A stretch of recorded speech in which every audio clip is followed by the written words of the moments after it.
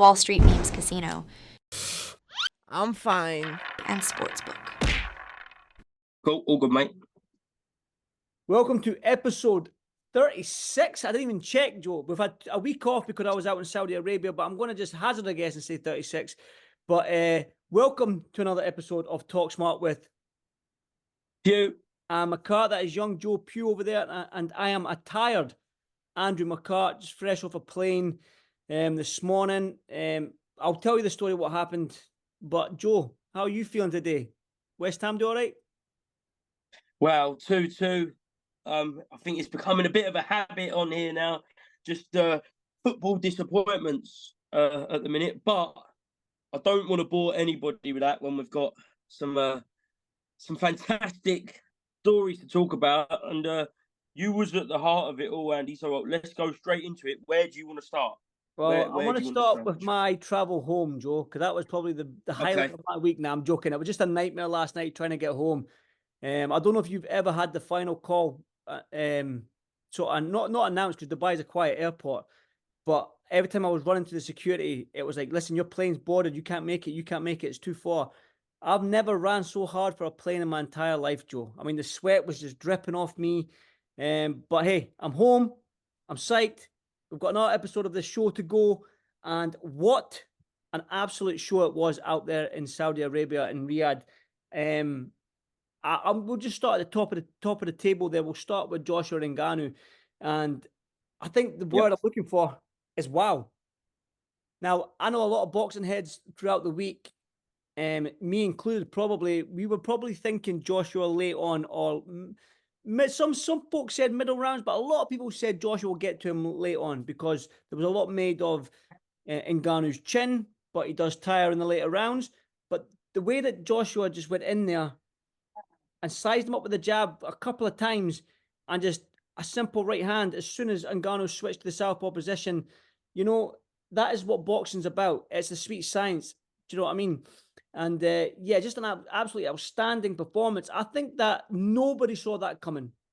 I think people saw Joshua stopping him, but not the way he did in that fashion and that early. Yeah, look, as you know, I've just put together a little montage of all the reactions of the big names you and Kuhn got out in Saudi. Yes, tremendous big names.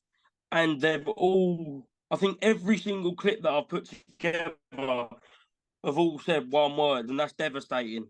And that's exactly what it was on Friday night. As you said, go on, Andy. Go on. No, I'm just going to say, and I think devastating is the right word. And I think that word was used a lot out there. I think every single interview that we did was post-fight. I think the only word that anyone came up with was devastating. Do you know what I mean? And I think that is just the perfect word for what Joshua did that night. A lot, like I said to you before, like just then, like a lot was made of Ngannou's chin and being hit with big guys with 4-ounce gloves on in the UFC, and not going down. But I done an interview with Alistair Overeem, and he almost spun the interview around on me. He said, asked him who he thought would win. He said Ngannou, but then he spun it around to me and asked me the question, who I thought would win. And I tried to sit on the fence a little bit, and I went, the fans will win. And he was like, no, you need to give me an answer. And I said, well, you know what? I'll give you an answer. I'm not going to sit on the fence. I'll give you an honest answer. And I said, Joshua, late on. And the reason I said that, and I broke it down, I didn't break it down. I just said that when it comes to boxing, compared to UFC MMA fighters, is boxers, their punches are delivered more cute, more accurate. Do you know what I mean? And I said timing and precision beats power and speed. Boxers have better timing and better precision when it comes to punching than UFC guys. UFC guys, MMA guys, they like to pull their shots a wee bit, come in wide. When boxers are a lot more neat and a lot more cuter. And I think we saw that last night. It was just a simple, straight backhand. Sizing Ngannou up, but he went jab to the head, jab to the body, sized them up, and it was just a straight backhand.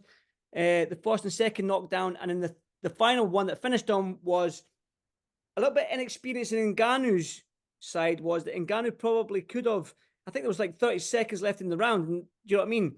He had just been knocked down. You got 30 seconds left. Get on your bike.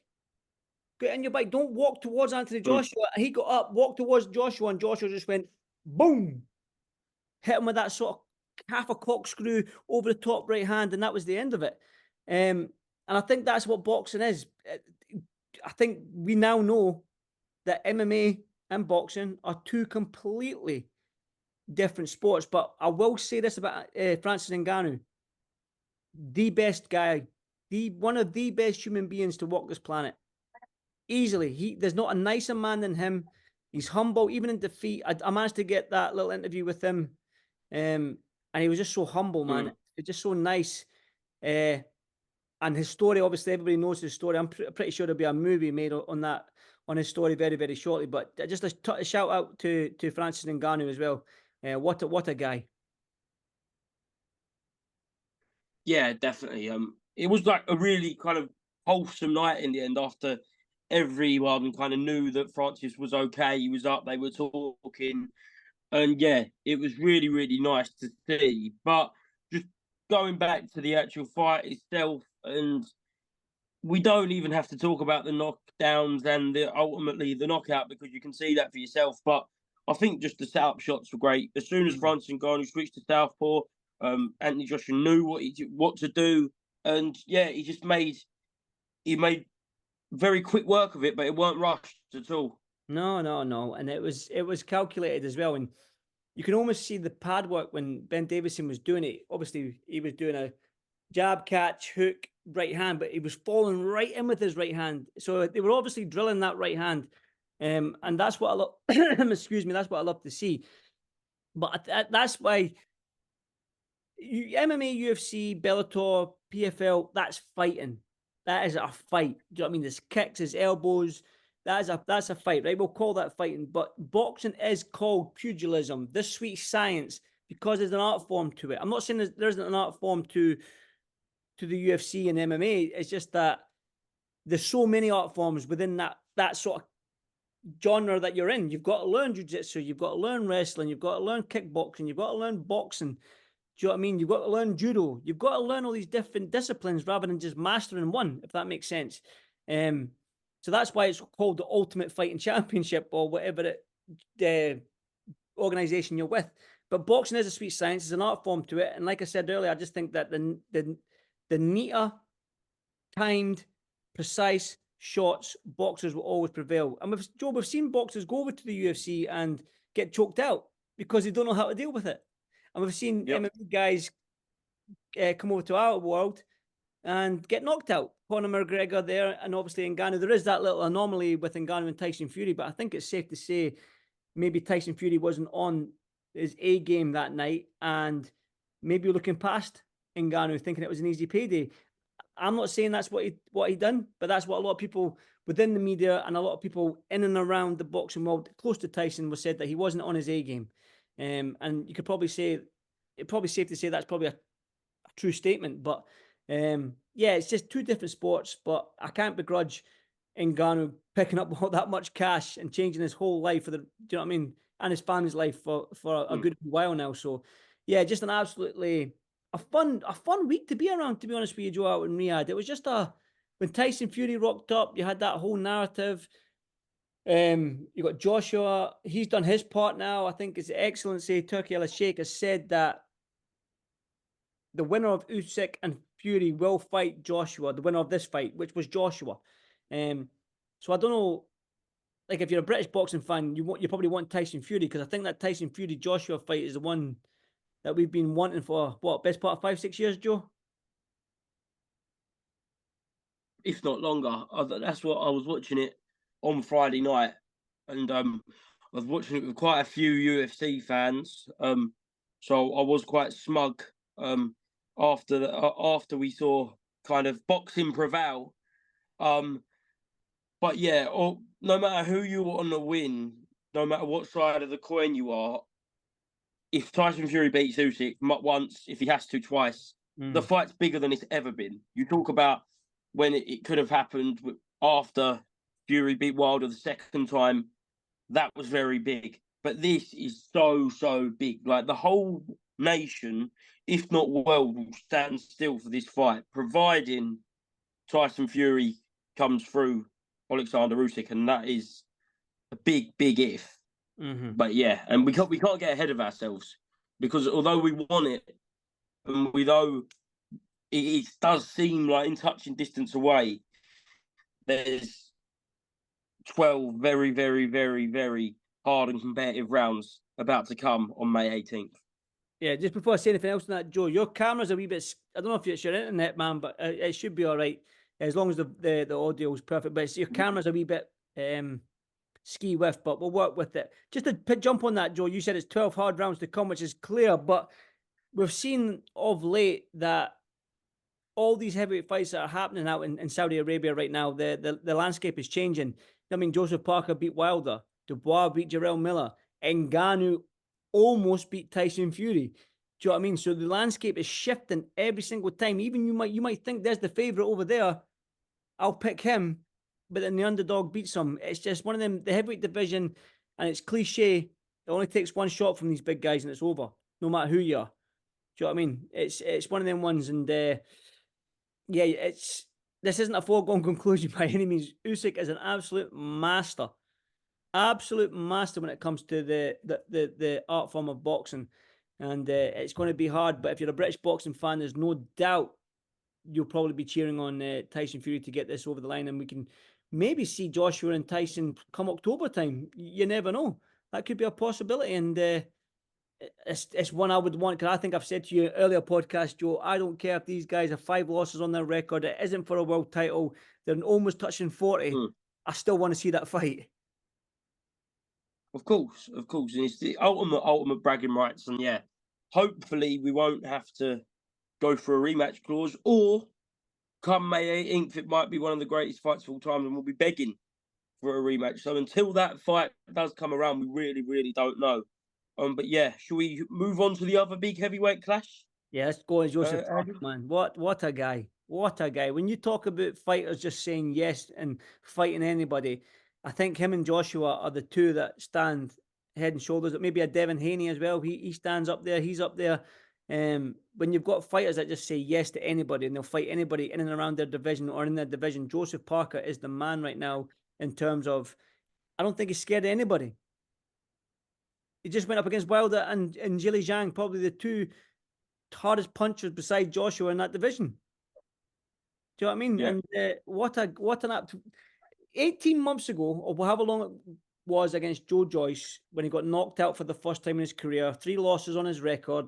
You're probably thinking to yourself, yeah, that's maybe he's young, but that's probably him come to the end of his heavyweight. He'll never get back to that world title contention. He'll never ever get back. He's just been beat by Joe Joyce. Joe Joyce has got that #1 spot now in the WBO. It's snakes and ladders, the boxing world, especially up at that elite level. Then he goes on and beats Jack Massey, and then Opello, I think it was, and then it was, who was the out in Simon Keane, was it? Simon Keane there out of Fury and Ngannou. And then it was Wilder. He beat Wilder. Then he beat Zhilei Zhang. Dropped twice by Zhilei Zhang, by the way. Solid knockdowns. And he managed to get big shots as well. Big shots, yeah, heavy shots. I think he broke his nose as well in the 3rd round. So that's just a warrior, man. That guy is just an absolute warrior. Yeah, and you talk about activity. A lot's been made of Anthony Joshua's activity over the past year, but you say the exact same for Joe Parker. When you go back to that night, I think it was in Manchester, when Joyce broke down in me, but he literally broke down, and I thought destroyed Joe Parker. And I thought if Joe Parker was to come back, and he was always going to come back because of his age, because he's what is he now? 32? 32, mate, yeah. Yeah, he's only 32, which is still very, very young for heavyweight. I think if he was going to be at that level, he maybe have got that gatekeeper status, and he could have quite comfortably slipped into that role because of being a former world champion, being a big name. He could be that name for the next big things coming through, but no. He went back, kind of stripped bare. Him and Andy Lee's relationship continued to grow. And now, in the space of 12, 18 months, we've got a guy that is probably #4 heavyweight in the world. Out of the 3 main guys we're talking about, he has to be at the top from who he's beat. No, You're definitely. only as good as your last fight. Well, you're only as good as your last two fights then. Wilder and Zhang. Exactly, mate. Exactly. And I think you're right being top four, because to beat Zhang, who's coming off them destructive performances against Joe Joyce, Deontay Wilder as well, who came off that 1 round demolition job against Hellenius as well. You've got to put him up there. And what I liked about the Wilder fight week, right, when I was in and around Andy Lee and George Lockhart and Joe Parker and his team, they were super confident. I mean, like, stratosphere confidence was through the roof, saying they were going to beat him. They're going to beat him. And then when I got to Saudi Arabia this time now, met Andy Lee, met Joe Parker. Again, they just oozed confidence. There was just a calmness about them. They're playing table tennis in the room. It was just they just got this bond that just seems unbeatable. And maybe that bond and that gel and that sort of what's the word I'm looking for? Probably just that gel between Andy Lee and his fighter and Joseph Parker. Maybe they needed that a couple of fights to just get everything in place that they wanted to get in place. Do you know what I mean? And now they've got it. Now they've got something between them where it's just a match made in heaven, it looks like. And right now, the world is their oyster. It looks like he's going to have to rematch Zhang because of the rematch clause in the contract. That's my daughter trying to get through into the. How you done? Trying to break through into the living room there. Right, she's missed you over a week, mate. She's honestly, she's been all over me since I've been home. She's absolutely missed me, the poor being. She's screaming for me right now. Yeah, just the confidence and that gel, and I think he's going to be a one to beat. I think he's a tough fight for Joshua if those two fight. I think he's going to be another. Again, Zhang is one of them fighters where if you take him into the latter rounds, it seems like he gasses quite. You know what I mean? It seems like his engine gasses after 7, 8 rounds, and I think that was the game plan going in there, was to take him into them later rounds and try and put the pressure on him, and it seemed to have worked. But yeah, man.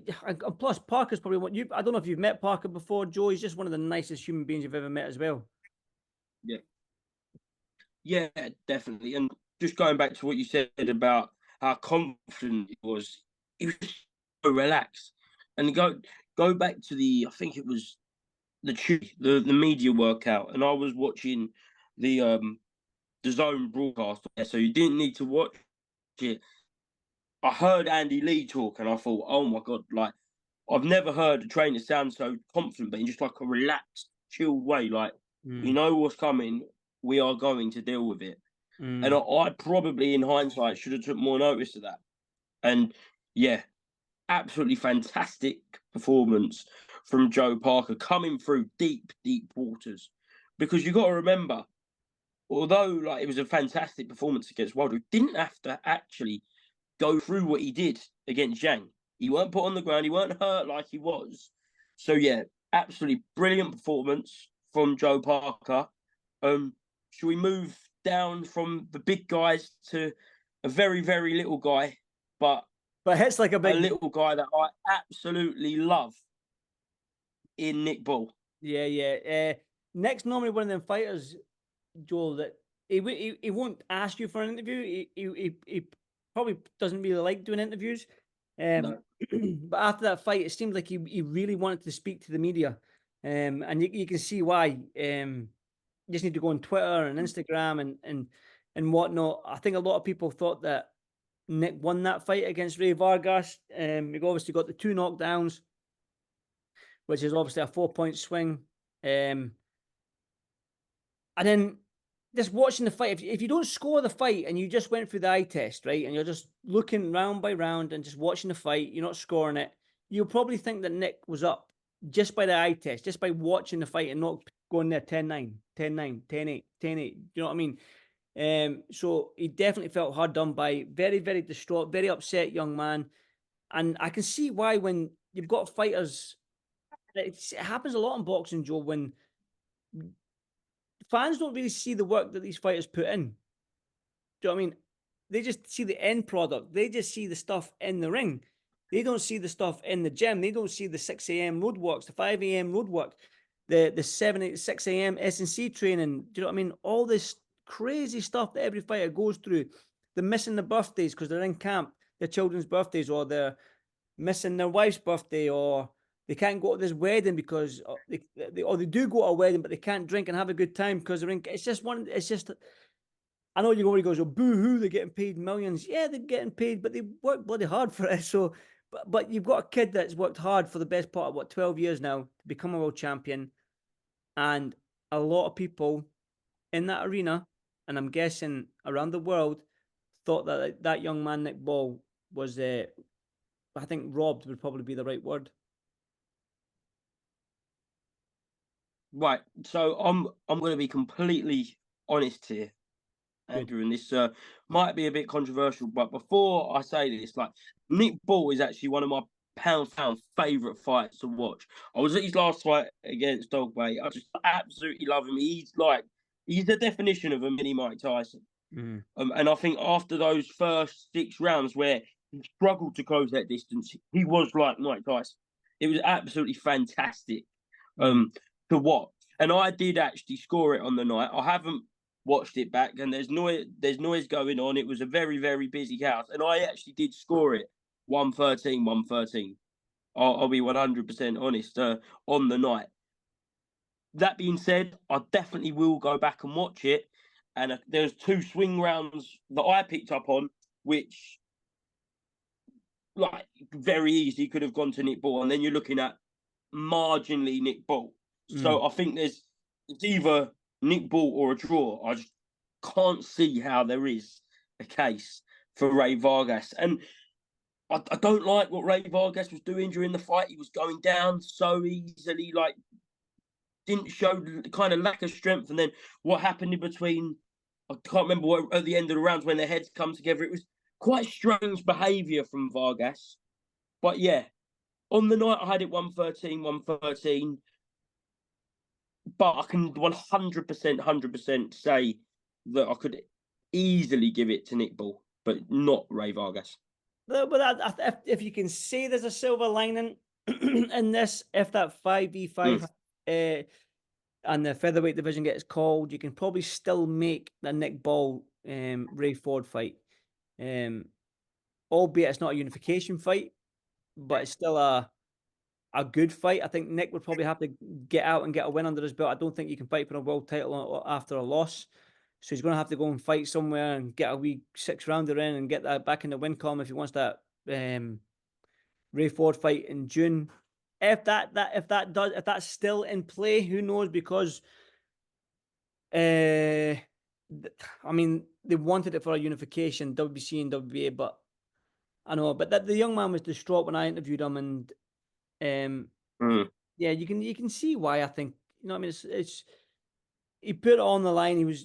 I think if he was being the aggressor, he was forcing the pace. Got the 2 knockdowns. But yeah, listen, it's a draw. In fact, it's not even a loss. I don't know if does he still keep his position if it's a draw? I just said he had to go get a win there, but I'm thinking it was a loss. No, it's a draw. So I don't know if he has to go and get. No, yeah, it was a draw. You keep. Yeah, I don't know, to be honest, what the ruling was that with the WBC. Yeah, I don't know. But the thing is, what I'm saying is, you can't fight for a world title on if your last fight was a loss. But can you still fight for a world title if it was a draw? Oh yeah, of course. Yeah. Okay, that may he doesn't have to get a fight. I'm talking absolute mince. I just assumed in my head that it must be the jet lag. I've had about 2 hours sleep in about 2 days, to be honest. We left AJ's changing room about 6:30 in the morning. By the time we got back to the hotel and uploaded whatever, it was like 7, 7:15, 7:20 in the morning before me and Coogan. I think Coogan stayed up till 10. I think he stayed up, uploaded. What a hustler he is, man. I'll give Coogan props, man. He done a Peter Fury interview as well in the room about 9 o'clock in the morning. Stayed all the way up, man. He can't knock that man's hustle. But I do want to touch on a little curveball for you, Joe, if you don't mind me giving you this one. The return of the body snatcher. Go on, Dillian Whyte. He's fighting. Fighting on Sunday. He's back. Sorry, it's just strange. Like this week, there's been just bizarre fights coming out of left field. Like not White Hammer, but just White Hammer on what seemed to look like a really good dinner show on St. Patrick's Day, just out of the blue. And then you switch on Twitter and we've got Eubank Crawford maybe happening. We've got confirmed Mike Tyson and Jake Paul. Conor Ben, Manny Pacquiao. My head was frazzled at about Thursday, Friday when I saw this was all going on in the midst of one of the biggest fight weeks of the year. But back to your original point, and you talk about the heavyweights. Look, it's hard to say about what's happened with Dillian Whyte because we genuinely have no idea. It looks like he just dealt with it privately, and if it has been dealt with, then you've got to say fair play. Do you know what I mean? And I think I saw an interview with Dean White saying that he wants to get like a few quick wins, like do what Joe Parker done, do what AJ's done, and Christian Hammer's Christian Hammer. It's an opponent on 10 days' notice, and yeah, hopefully get the ball back rolling for him because let's have it right. He was a great addition to the heavyweight division, though he gave us some really, really great nights. So yeah, hopefully, whatever happened last year in and around the AJ testing is sorted. I would like to see a little bit more clarity on that. But yeah, the return of the body snatcher in 7 days, St. Paddy's Day. 7 days out in Ireland, against Christian Hammer, who I think his last fight was against Joe Joyce 2 years ago. So, listen, I think Dillian will be a great addition to this sort of Riyadh season. All these heavyweights, he definitely is up there in the best in the division. When you talk about characters and a story behind it, fight weeks, you need those personalities, and Dillian's got that. So I think he'll be a great addition if he does get into this Riyadh season mix. But you touched on it there, like bizarre for us as well. Fight week when you're sort of like you've got this huge fight between Joshua and Ngannou, and then Conor Ben and Manny Pacquiao sitting right next to each other, and you're hearing whispers, and you're like 2 + 2 = 4. Is that why they're here? Is that why they're sitting next to each other? And you've seen the cameras go over to them, and it's like, what's going on here? But before that, then you had Mike Tyson against Jake Paul. Everyone's like, shut up, no danger, it's not happening. And then you go on Instagram, and it's official fight posters, and they filmed the head-to-head. It's like, Joe, like the boxing world is just nuts. It's just insane. Like we can wake up tomorrow morning, and you don't know what's going to happen. Yeah, it's a weird time to be a boxing fan, but it's a great time as well because all these fun little curveballs as well as great fights. Look, I'm not going to sit here and say Mike Tyson versus Jake Paul is going to be Gatty Ward or anything like that. But what I will say is Mike Tyson versus Jake Paul is a very, very, very big event, and we're not just getting those type of events. We're also getting fights like Taylor Catterall. Exactly, but could you imagine if Mike Tyson knocked Jake Paul out at 58 years old? Could you imagine that? I want to know whether it's going to be an exhibition yet, because it still hasn't been actually officially announced. I don't think whether it's an exhibition. No, but that's what Ariel Helwani. I don't know if Ariel Helwani said that to me. I can't remember. He said something up to. Yeah, I think it'll be 16-ounce gloves. I don't think it'll be the 10-ounce gloves. Will it be at heavyweight as well? Because Jake Paul's not fought at heavyweight. I don't think. I think he hovers around that cruiserweight limit, doesn't he? So. I don't know. And as well, look, we see his brother Logan fight Floyd Mayweather. Do you know what I mean? And that was very much an exhibition. So yeah, we're just gonna have to see how this all plays out. But yeah, something I was very, very much not expecting. I thought maybe we could get go on, Andrew. I was just gonna say, it keeps us in a job. We can talk about it at least. Yeah. Yeah, some weeks we struggle to think of topics to talk about. Very rare, but then you got a week like this week when there's about 52 things we could talk about. And you've got about 52 hours of sleep that you need to catch up on, mate. I know, mate, and that probably just sums it up perfectly, man. And because we've only got about 40 minutes on this podcast to talk about all this stuff and ram it all in. I think I'm going to go over to Ireland maybe and get this Dillian Whyte fight and watch it. I think it's going to be worth it. To see what the big man's saying. But But yeah, Joe, other than that, I think that's a wrap, mate. Unless you got something you want to add. Last thing, just shout out, absolute, what a story. Another story that kind of got lost a little bit in the fold from Knockout Chaos, Louis Green. What an absolute story. See him have a war at York Hall with Sam Gilley, come out the end of a loss there. Fast forward 5 months and just absolutely changed his life, I think, that win, because I think His Excellency will hear that, watch that, 1 round demolition of Jack McGann and think he needs to be on another one of my cards. So yeah, shout out Louis Green. Yeah, and I'm going to say something about Kevin Lorena as well, because the first day I was in Saudi Arabia, I sat in his room. He was kind enough to invite us into his apartment. We had a little bit of lunch together and we were chatting away. And I just want to send up my prayers and condolences to him and his family. Obviously, with the tragic news of his mother passing during the fight week, and he had the heart to continue to fight Justice Hooney. So, listen, my prayers and thoughts obviously with Kevin. What an absolute gentleman as well. He's a lovely, lovely man. And yeah, I just want to say that. Yeah, 100%. Echo those thoughts. You spent time with him that week. I spent some time with him around the Dubois fight last year.